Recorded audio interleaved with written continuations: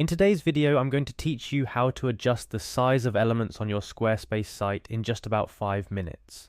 Squarespace is a powerful tool for creating beautiful websites, but sometimes tweaking little details like the size of blocks can make a huge difference in how your site looks and feels. So let's dive into how you can do this easily. First up, let's navigate to the Squarespace website.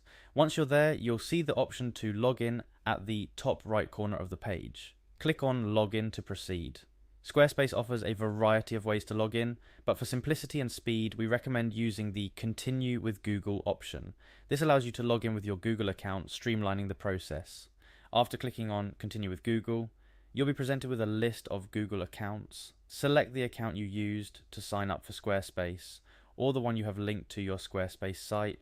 This will grant you access to your Squarespace dashboard. Now it's time to navigate to your website. You can do this by clicking on the direct link to your website from the Squarespace homepage or dashboard. Once you're on your site's main page, look for the Edit button, which allows you to modify various elements of your site. This button is your gateway to making all sorts of customizations, including adjusting the size of blocks. Next, identify the block you wish to resize. Squarespace blocks can be images, text, buttons, or other content elements. Click on the block you're interested in modifying.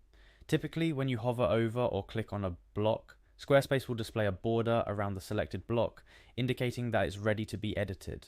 After selecting your block, look for the Edit button related to that block. This might appear as an icon or a small menu depending on the type of block and its location on your page. Clicking this will open the block-specific settings, where you can make detailed adjustments. Now we're at the central part of today's tutorial, resizing the block. Within the block settings, you'll find options to adjust its size. This might involve dragging the edges or corners of the block to increase or decrease its dimensions manually.